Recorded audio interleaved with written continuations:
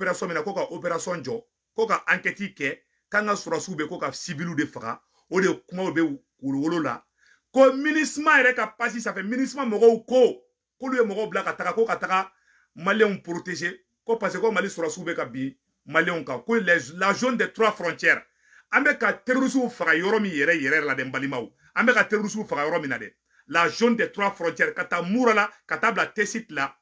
ko MINUSMA de bɛna ka sɔrɔsi caman bila ka taa yɔrɔ la ko ka taa population civile ko ka t'olu protéger sisan u bɛ k'an ka armée de diaboliser sisan nɔ n balimaw a ye kuma in lamɛn dɛ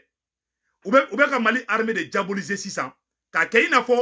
an ka sɔrɔsiw olu ye sɔrɔsi mɔgɔ fagalaw de ye k'an ka sɔrɔsiw tɔgɔ tiɲɛ k'u lagosi k'u nege bɔ diɲɛ bɛɛ la plan mun b'u bolo n balimaw o plan de filɛ tantɔ o yɔrɔ tɛmɛnen kɔfɛ ka b'a la tuguni n balimaw an ye information caman sɔrɔ an bɛna essayer ka bɛɛ lajɛlen tulo da o kan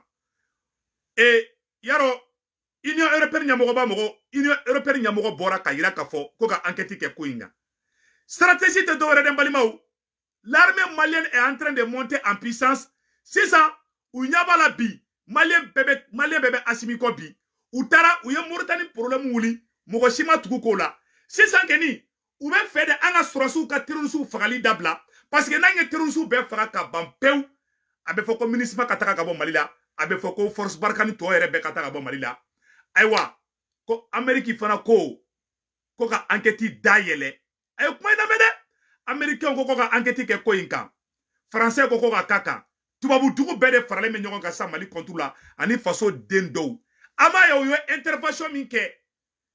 minnu tɛ transition fɛ u y'u ka intervention u y'a bɛɛ kɛ bamanankan u y'a bɛɛ kɛ français de la walasa Macron k'i to a ka palais kɔnɔ k'a mɛn k'u bɛ ka jigin transition kan ko mission accomplie n balimaw an ye plan bɛɛ faamuya mais maliyɛnw a ye to transition in kan ka da transition in na adamaden ko kɛ erreur bɛ se ka bɔ ko bɛɛ kɔnɔna na fila caman ye ne wele fila baden de ne wele ko ne bɛ filaw contre la dɔw yɛrɛ ye menace de mort kɛ ne Seku Tunkara ne mamuso ye fila de ne mamuso ye fila de awa ne balakaw fana ye filaw ye awa ne yɛrɛ muso ye fila ye ne bɛ bila fila contre la mun na filaw fagali min kɛra Bunti Faransi bolo ne Seku Tunkara de wulila ka filaw défense ta Bunti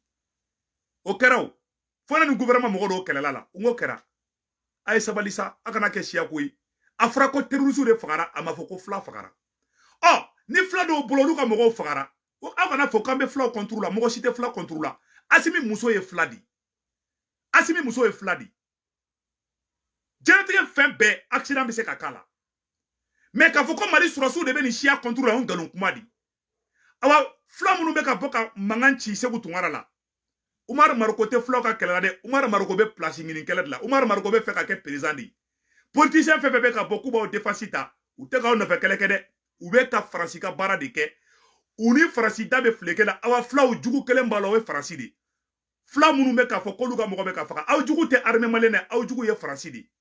Faransi de nana terroristes bila Mali kɔnɔ yan donc MINUSMA wulilen de bɛ bi k'i jɔ américains fana wulilen bɛ ko ka enquête kɛ Amérique ta tɛ dɔwɛrɛ ye Amérique tɛ irisiw fɛ Amérique ta tɛ k'a bɛ Mali contre la dɛ fadenya de bɛ américains ni irisiw ni ɲɔgɔn cɛ depuis Ukraine problème fo sisan donc irisiw ka sɔrɔsiw bɛ dugu o dugu la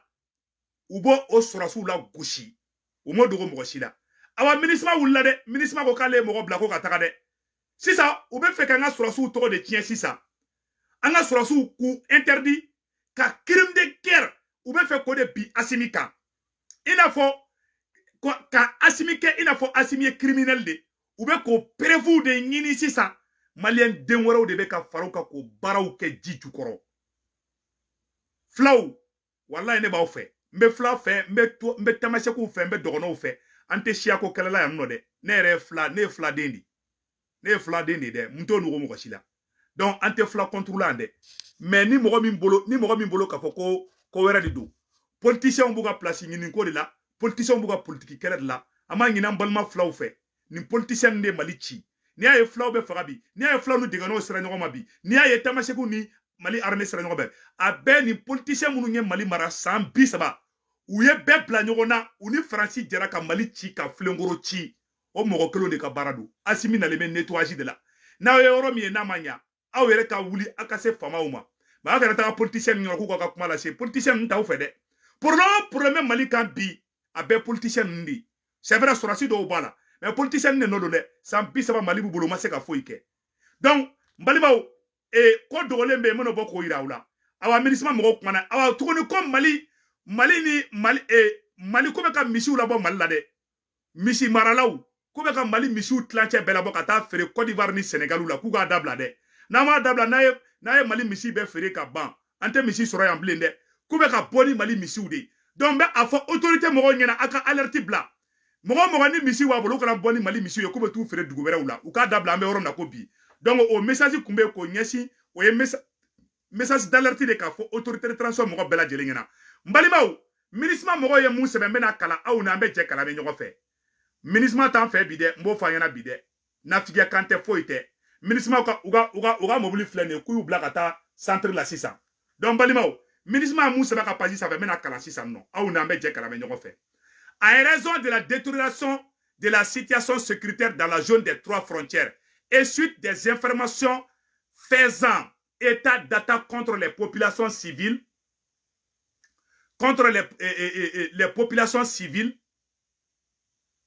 par des présumés groupes armés terroristes, la MINUSMA a lancé une opération dans plusieurs villages de la commune de Talatay. Une unité bangladesh de la MINUSMA est également déployée dans la zone afin de rencontrer la présence de la force pour une meilleure protection des civils. Une compagnie suédoise de la MINUSMA a été immédiatement déployée vers Talatay et est arrivée le 31 mars. La force de la MINUSMA a identifié les lieux d'attaque meurtrière à Agaratomas et Tekofé au sud-ouest de Talatay et a également localisé les déplacés internes et a évalué les besoins les plus urgents, principalement en eau, en nutrition et en santé. Depuis 21 mars, les casse-blés sont déployés dans la zone d'Assongo, de Tessit et de Labezanga sur les 2 rives du fleuve Niger pour contribuer à la sécurité de la population. Balimaou, MINUSMA mɔgɔw de bɔra ni communiqué ye k'olu bɛ ka taa population surveiller ko mɔgɔ jugu bɛ ka s'u ma. An bɛ mun ɲɛfɔ président Assimi ɲɛna MINUSMA ka contrat bɛ ban ala tɛmɛ. Président Assimi an bɛ deli ala n'a kira kama MINUSMA ka contrat bɛ ban mois de juin. MINUSMA la bila u ka taga. U bila u ka taga dɛ. MINUSMA mɔgɔ tilancɛ bɛɛ tubabu fɛn fɛn b'a la farafin fɛn fɛn b'a la a bɛɛ bɛ ka baara kɛ Faransi de ye a dogolen tɛ mɔgɔ si la. Ayiwa Assimi fanga min b'i bolo an bɛ conseil kelen mun di ma président Assimi fanga min b'i bolo sɔrɔsi fanga de don démocratie fanga tɛ dɛ kana mɔgɔw to k'u permettre ka manamanakan dɔ fanga sɔrɔsiw ma kana mɔgɔw to k'u permettre n'i y'u to ye bugunu de don n'u bugura u bɛ bugu ko dabi awa n'u bugura i b'i kun kɔrɔta dɔrɔn i tɛ s'u la bilen u ka sɔrɔ u ye bɛɛ kunkolo yɛlɛma bilahi fanga nɔfɛ ninnu bɛ kariya ko bɛɛ la ko dɔ bɛ n tɛ n da don o la n bɛ yɛrɛ réserver bilahi fanga nɔfɛ ninnu bɛ sɔn ko bɛɛ ma. Ils sont capables de faire l'alliance avec le diable pour que Assimi boy. Awa Assimi i jo i place de là. Ni ne bla e Assimi pla. Ni aye ni politicien be bobi ka taka kuma ko liberté d'expression parce que aye coup d'état ka ma constitution chi. C'est la même constitution de 1992. Ou be ku servi orela ka boka kuma langolo fo transition ma. Ka France défensita. RFI gena ni mo golo ne bora ka RFI défensita. Ka France 24 défensita. Aywa ni mɔgɔ kelen de filɛ ka France 24 a remplacé bi dɛ awali page caman bɛ yen bi u bɛ ka baara kɛ France 24 place la bi Bamako Bamada o page ne sigalen ba de b'o la page dɔ bɛ yen ko Bamako Bamada u y'a sɛbɛn ko les massacres comment on appelle là à Muro dugu dɔ bɛ Mopti Jɛnɛ mara la ko Muro ko massacre dɔ kɛra ye donc journaux caman de bɛ ka kuma RFI place la bi Mali kɔnɔ bi donc Mali SE sécurité d'État Modibo Kone n'aw sigilen bɛ a ye wuli aw ka jɔ a ka nin yɔrɔ bɛɛ surveiller fanga mun b'a bolo a ye Faransi ambassadeur gɛn a ye Faransi sɔrɔsiw gɛn a ye RFI gɛn ka France 24 gɛn awa Faransi ti sigi ten tɔ dɛ an b'o ɲɛfɔ an ɲɛna bi dɛ donc o yɔrɔ tɛmɛnen kɔfɛ ka bala an bɛna yɔrɔ jumɛn yira aw la tuguni balimaw o ye k'a fɔ aw ɲɛna ko américain ka général dɔ bɛ yen ko bɔra ka kuma o ye kuma mun fɔ o ye kan ka rappel di bɛɛ ma américain tɛ Mali contre la dɛ mais irisiw ka sɔrɔsi bɛ yɔrɔ yɔrɔ depuis irisiw ka sɔrɔsiw nana u ko ka an ka sɔrɔsiw bɛ ka mɔgɔw faga Mopti mara la Mali ni Mauritanie frontière u ye galon tigɛ ka nɔrɔ armée malienne na o ko o mata ɲɛfɛ u y'a bɔ la tuguni u ko ko Mali sɔrɔsiw bɛ ko bɛ ka fagali kɛ yɔrɔ caman na u ye fɛn caman ta ka da kɛnɛ kan a bɛɛ kɛra nkalon ye sisan an ka armée bɛ ka monter puissance mun kɛ sisan ko f'an ka sɔrɔsiw de ka opération bɛɛ jɔ ko enquête ka kɛ o wagati la sa u bɛ sɔrɔ ka terroristes dilan tuguni ka n'u bila u kana an ka dugu ci dugu bɛɛ bi Mopti mara la terroristes bɛ ka taa mɔgɔw chantage kɛ mɔgɔw la ko famille bɛɛ ko dugu bɛɛ ka cɛ kelen n'i ka du kɔnɔ ni cɛ fila bɛ i bɛ cɛ kelen di terroristes ma u bɛ ne ka duguladen bɛɛ faga o fana kumaw bɛ ka fɔ kɛrɛfɛlaw la donc maliyɛnw anw de kan ka fara Assimi kan bi anw de kan ka fara transition kan bi sinon Faransi ma tila deliko la dɛ o yɔrɔ tɛmɛnen kɔfɛ ka bala n bɛna mun wɛrɛ fana yira aw la tuguni balimaw n bɛna Américains ka général mun kumana n bɛna bɛɛ lajɛlen yira aw la aw na an k'o lamɛn ɲɔgɔn fɛ. Invited Wagner in because they believe that Wagner will replace the French and do a better job. When I learned of this, I traveled to Mali and I met with the president there, the junta president there, and I explained that I thought it was a bad idea to invite Wagner in because we've seen them, I have seen them in Syria, and I've seen them in other places in Africa, and Wagner obeys no rules.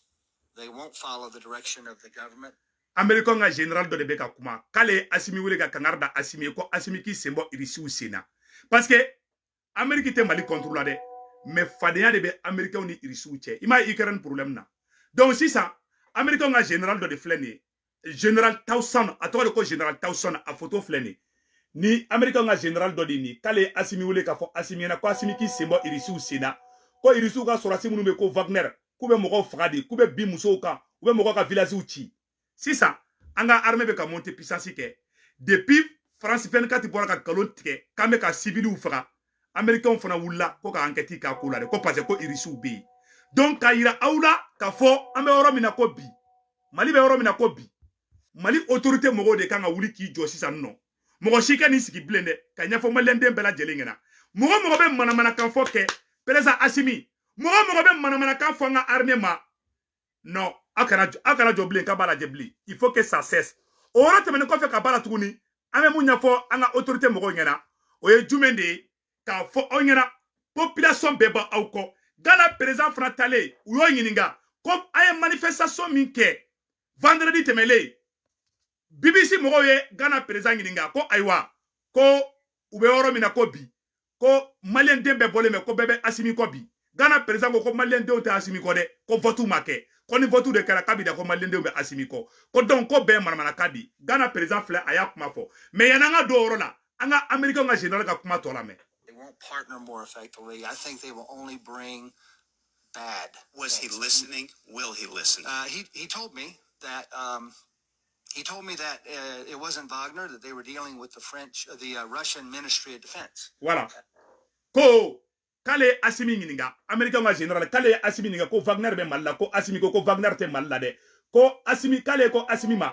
ko irisiw man ka na Mali la ko parce que ko Wagner ko bɛ mɔgɔ faga de kɛ ko Wagner ye criminel de ko Assimi ko ale ma a bɛ ka kuma anglais la n bɛ k'a fɔ ɲɛna bamanankan na Américain ka général ko kale ko Assimi ma ko u tɛ fɛ ka Wagner ye Mali la ko irisiw ka sɔrɔsi kana na Mali la parce que olu fana tɛ bɛn Maliya b'olu ni ɲɔgɔn cɛ ko ale y'o kangarida ye nin vidéo ye vidéo kɔrɔ de u ye nin kuma in fɔ a bɛ ɲini ka kalo kelen bɔ donc maintenant qu'est-ce qu'il faut maintenant u bɛ k'i référer nin bɛɛ de ka san ko wa ko fagali fɛn fɛn bɛ kɛ k'a bɛɛ ye Wagner de nɔ ye parce que an bɛ manu kura dɔ de kɔnɔ an bɛ guerre des alliances de la san on appelle ça la guerre des alliances donc sisan Mali ka bila kunna jamana o jamana ni Faransi ka di Amérique b'o la Angleterre b'o la Allemagne b'o la Turquie b'o la o jamana fɛn fɛn bɛ yen nɔ a y'a bila aw kunna